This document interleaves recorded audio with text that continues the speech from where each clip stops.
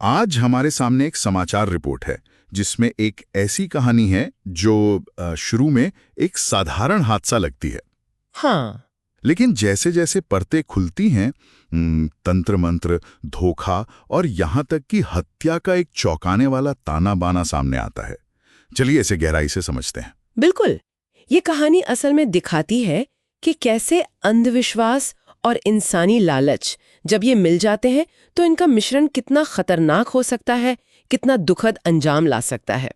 ये उदयपुर में 2019 में हुई एक सच्ची घटना है। तो कहानी शुरू होती है 3 फरवरी 2019 की रात से।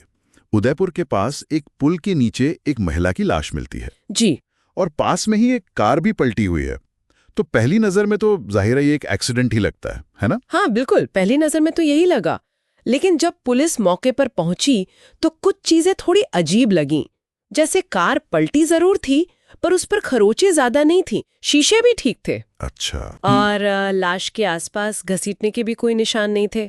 फिर जब पोस्टमार्टम हुआ तो शक यकीन में बदल गया। सिर पर किसी भारी चीज से वार किया गया था। ये हत्या थी। ओह, तो ये एक्सीडेंट नहीं था, हत्या थी। जी हाँ, हत्या। अगले ही दिन 4 फरवरी को चारुलता नाम की एक महिला थाने आती हैं। वो अपनी छोटी बहन रीचा की गुमशुदगी की रिपोर्ट दर्ज कराने आई थी। हाँ। उन्होंने बताया कि रीचा पिछली रात अपनी 12 साल की बेटी से ये कहकर निकली थी कि बस 1 घंटे में आ जाऊंगी, पर लौटी नहीं। तो पुलिस ने जब उन्हें पिछली रात मिली लाश के बारे में बताया, पहचान करवाई, तो पता चला कि वो रीचा ही थी। फिर जांच में ये भी पता चला कि रीचा का 2012 में तलाक हो गया था और बाद में उन्होंने मुंबई के एक व्यक्ति से दूसरी शादी कर ली थी। वो उस वक्त अपनी बेटी से मिलने ही उदयपुर आई हुई थी। पुलिस ने फिर जांच शुरू की होगी। पहले पति से पूछताछ हुई होगी। हाँ, पहले पति से पूछताछ हुई पर उनका कोई लेना देना नहीं निकला। दूसरे पति का भी कोई हाथ नहीं पाया गया। शक ऋचा के भाई पर भी गया था, शायद कोई प्रॉपर्टी का मामला था। जी, भाई पर भी शक था क्योंकि प्रॉपर्टी के बंटवारे को लेकर कुछ अनबन थी शायद, लेकिन वहां भी कोई ठोस सुराग नहीं मिला। मतलब मामला एक तरह से उलझता जा रहा था। लेकिन फिर जांच में एक ऐसी चीज मिली जिसने सबको चौंका दिया। क्या चीज? घटनास्थल के पास से पुलिस को सिंदूर, कुछ हड्डियां और मतलब तंत्र मंत्र में इस्तेमाल होने वाला दूसरा सामान मिला। अरे, तंत्र मंत्र का सामान? हाँ। अब पुलिस का शक इस तरफ गया कि कहीं इस हत्या के पीछे अंधविश्वास या किसी तांत्रिक का हाथ तो नहीं। और इसी कड़ी में फिर नाम सामने आया प्रदीप का। ये एक स्थानीय तांत्रिक था। जी, प्रदीप नाम का एक लोकल तांत्रिक। और पता चला कि ऋचा उस पर आंख बंद करके भरोसा करती थी। मतलब कोई भी काम बिना उससे पूछे नहीं करती थी। अच्छा। और सबसे अजीब बात, वो प्रदीप शोक जताने मुर्दा घर तक भी गया था। सच में मुर्दा घर गया था वो? फिर तो पुलिस ने उससे पूछताछ की होगी। हाँ, पुलिस ने प्रदीप से पूछताछ की पर उसका कोई पुराना क्रिमिनल रिकॉर्ड नहीं था और इलाके में लोग उसे ठीक ठाक मानते भी थे। रीचा की बेटे ने भी यही बताया था कि माँ रात को अकेले ही कार लेकर निकली थी।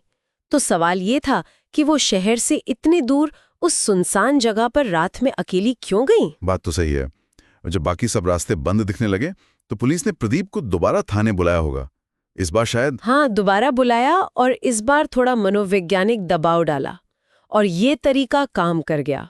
प्रदीप टूट गया और उसने सब उगल दिया। अच्छा। उसने कबूल किया कि हत्या उसी ने की है, लेकिन वो अकेला नहीं था। उसके साथ थे भूपेंद्र और कृष्ण। भूपेंद्र और कृष्णा, ये कौन थे? भूपेंद्र रीचा के बेटी के स्कूल का मालिक था। स्कूल का मालिक? तो फिर मामला क्या था? पैसों का चक्कर? बिल्कुल। और यहीं से कहानी का असली चेहरा सामने आता है, जो पैसों, लालच और धोखे से बुना गया था। असल में रीचा ने भूपेंद्र को 30 लाख रुपए ब्याज पर उधार दिए थे। 30 लाख? हाँ, और भूपेंद्र ना तो मूल लौटाना चाहता था, नहीं ब्याज। ओहो, तो उसने प्रदीप के साथ मिलकर ऋचा को डराने का प्लान बनाया। वो तंत्र मंत्र वाली चीजें इसीलिए फेंकी जा रही थी। बिल्कुल। प्रदीप भूपेंद्र के कहने पर ऋचा के घर तंत्र मंत्र की चीजें फेंकता था। फिर कुछ समय बाद उसने ये बंद कर दिया और ऋचा को यकीन दिलाया कि देखो, मैंने ही तंत्र मंत्र करके तुम्हारी समस्या सुलझा दी है। अच्छा। इससे ऋचा का भरोसा प्रदीप पर और भी पक्का हो गया। लेकिन यहाँ एक और मोड़ आया है ना, ऋचा ने भी कुछ चाहा था। हाँ, अब कहानी और उलझ गई। ऋचा ने प्रदीप से कहा कि वो भूपेंद्र पर ऐसा तंत्र मंत्र करे कि उसकी आर्थिक हालत खराब हो जाए, ताकि उसका स्कूल वगैरह सब ऋचा के कब्जे में आ जाए। क्या बात है! और इसके लिए ऋचा ने प्रदीप को 1 लाख रुपए दिए भी। अरे बाप रे, मतलब प्रदीप ने दोनों तरफ से फायदा उठाने की सोची। ये तो डबल क्रॉस हुआ। एकदम सही।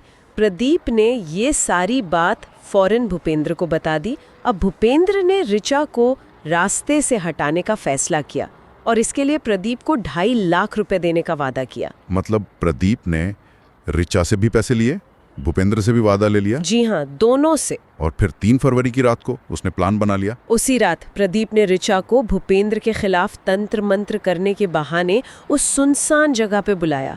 जब ऋचा आंखें बंद करके बैठी थी, प्रदीप के साथी कृष्ण ने पीछे से पत्थर मारकर उसकी हत्या कर दी। ओह, और फिर हत्या के बाद इसे हादसा दिखाने के लिए कार को धक्का देकर पलट दिया। जी। और बाद में आपने बताया था कि ऋचा की बहन को एफआईआर न करने के लिए भी मनाने की कोशिश की, इंश्योरेंस के पैसे का लालच देकर। हाँ, कोशिश की थी पर वो नहीं मानी। अच्छा हुआ वो नहीं मानी। बिल्कुल। आखिरकार पुलिस ने प्रदीप, भूपेंद्र और कृष्ण तीनों को गिरफ्तार कर लिया, मुकदमा चला और तीनों को उम्र कैद की सजा हुई। तो एक मामला जो बिल्कुल साधारण हादसे जैसा लग रहा था, वो असल में लालच, अंधविश्वास और भरोसे के कत्ल की कहानी निकला। मतलब ऋचा का लालच, भूपेंद्र की बेईमानी और प्रदीप का डबल गेम, सबने मिलकर एक भयानक अंजाम लिखा।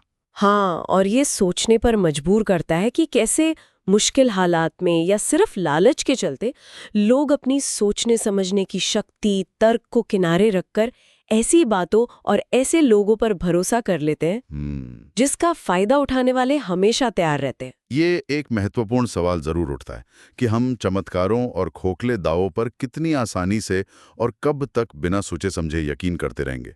इस पर विचार करना जरूरी है।